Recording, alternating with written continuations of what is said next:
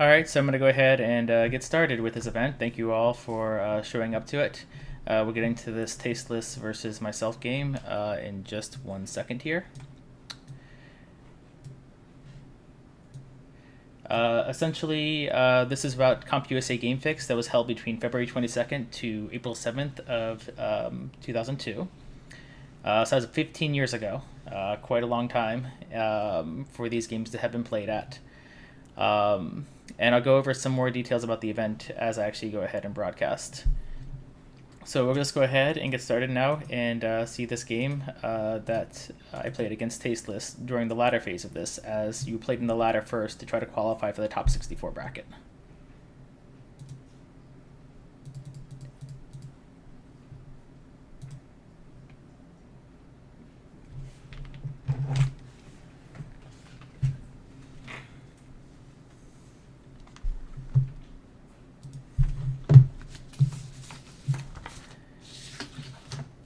So we have in this game myself playing as the red Terran, known as UJ Knight. I was using a Smurf for this ladder at the time. And we have here as the white Protoss, Tasteless, playing as his own name. All games, of course, played on fastest, and worth noting that these were the original StarCraft maps, so this means that it's... Actually, this one is adapted. Many times we were also playing on maps that were the original LT. It looks like... I don't remember if this one's the original LT or not. I thought that the LT that we played on was a little bit different, unless the finals games that I'll show later were played on a different version of LT. So essentially, in this ladder itself, so we're all trying to qualify for the top 64, trying to make it into that bracket phase to try to get a piece of the $20,000 prize pool. And the maps themselves were actually supported by Blizzard. So in other words, they were official maps that had a CompUSA icon next to them. So when you went ahead and to create a ladder game, you could create it with a CompUSA version of the map, assuming you were in the league. The game at the end report the results back to CompUSA itself. So we have here, standard harass from Tasteless's probe. And to give everybody an idea about the speed of actions that would be done at this time, Tasteless in this game is playing with an APM of 154, whereas I'm playing with an APM of only 119, which is actually both pretty good for the North American scene at this point in time.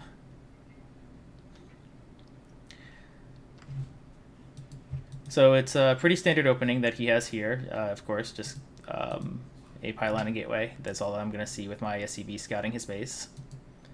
While I go ahead and try to get my own barracks up on my end.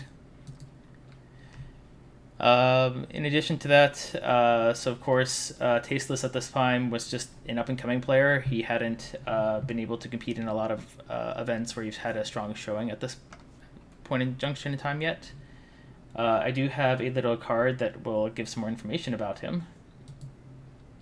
So he essentially had qualified, for WCUSA 2005 finals, and he would eventually make the top 64 cutoff in this ladder. And it looks like he's building a pylon outside my base right now,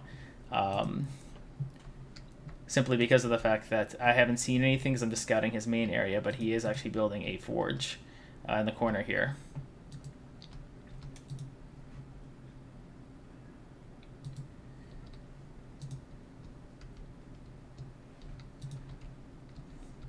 So everything else is pretty standard. Mining some gas, trying to go up to a normal type of Terran opener. The refinery block to block him from getting gas in order to stop his tech tree advancement. But here we can see that he is actually going to go ahead and start proxying some cannons. I can put on my vision real quick, just to show you what I'm seeing at this point in time. And I do actually see that the proxies are coming. But I don't have any units to actually stop them or do anything about it. So cheese, of course, being a very popular thing to do in the old days, because of the fact that a lot of us weren't used to what to do when a cheese started happening to you.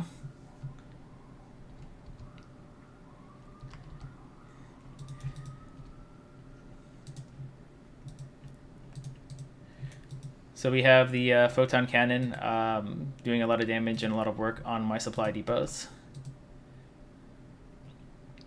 And I'm trying to get up this bunker here to try to save myself, to try to hold off against the incoming attack, as I have no real way of getting the units in order to destroy this push here, this attack that Tasteless is currently doing. So looking at his base, he's basically all in. He even has 3 probes that he's not even adding to mineral patches. He's basically going to dedicate all of his attention at making sure this falls. Still only a single gateway, he's just now adding his gas. And in my base, I do have a Terran factory up, but I don't even have an add-on for it to build siege tanks. So all I really have is a Terran vulture and the bunker here to try to hold this off, as these supply depots that give me food and allow me to block the ramp to stop the zealots from getting in are starting to fall.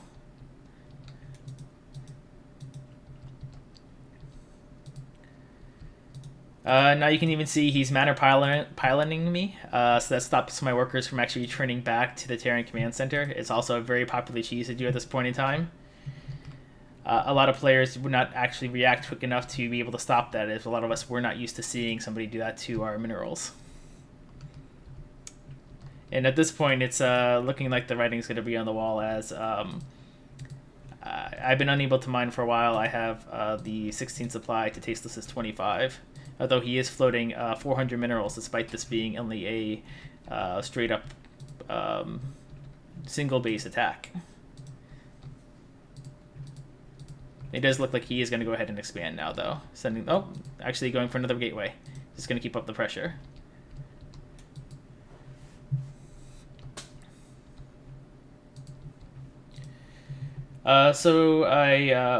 You might want to know a little bit about the actual players that are playing. So everybody here has probably seen Tasteless in the past. If you haven't, here's a photo of him from 2005. I don't think he's changed that much over the years. And basically, as I said again, an up-and-coming player. He had competed in WCG 2001 at this point, but hadn't actually been able to place very highly in it.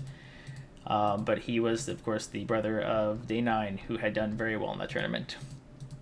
And was always a threat in any ladder that you would face him on. So I have a single siege stakeout now. It seems like I have recovered a bit, although I am a supplied block for the moment. I am trying to get siege mode up. And just keeping this supply depot alive, which at this point I probably should just have let die rather than keep the SCVs here trying to repair it, since I have so little saturation of mineral patches. At Tasteless's base, he has his gas up, he has his citadel, and of course, continuing the cheese style, he's now going for DTs. As what else would you do after doing a proxy cannon rush?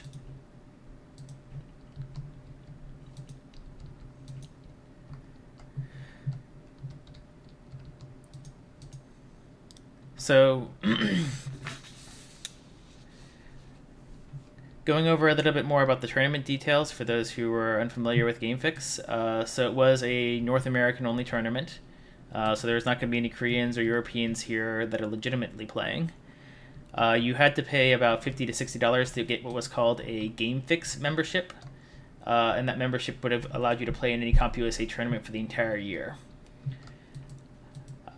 So, from what I can tell, from what I'm able to look up, only about 200 gamers actually took advantage of that to compete in their StarCraft tournaments that they were offering. This one being the first, and the other one that I'll talk about a little bit later being the Million Man LAN that happened in Kentucky.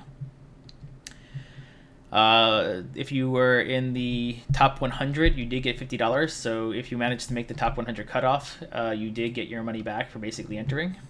And of course, the prizes went up from there. So it looks like here things have stabilized. I have some siege tanks out and a Terran bunker. It's worth noting that I am normally mostly a... TDs coming in. So ZTs have arrived, but I did have that single tower there. So I am mostly a Protoss player myself, but I would sometimes go random in these games simply because I get bored, or sometimes I just feel like I'd like to play a random game. And Tasteless, if I remember right, was mostly the same way. He was a Protoss player who would sometimes go random as well. So it looks like my mining is about to be cut off here as I try to save whatever SCVs I can. Not having a ComSat or anything else. And I'm going to do one last all-out push here to try to see if I can make something happen.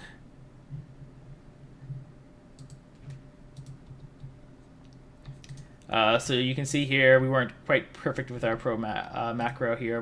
He really likes this gas. He's making sure he mines this very well. I think there's probably like 6 probes on that. So I'm doing this last ditch attack here. I have basically no base left. I've actually let him kill my command center. I guess I forgot I could lift off.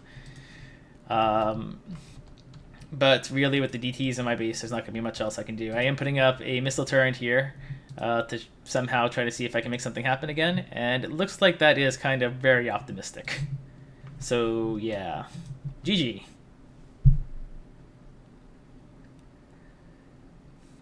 So that was the first game, kind of a warm-up game there itself. An example also a lot of the cheese and a lot of the styles that we were playing in a lot of the different ladder games, depending upon who your opponent was.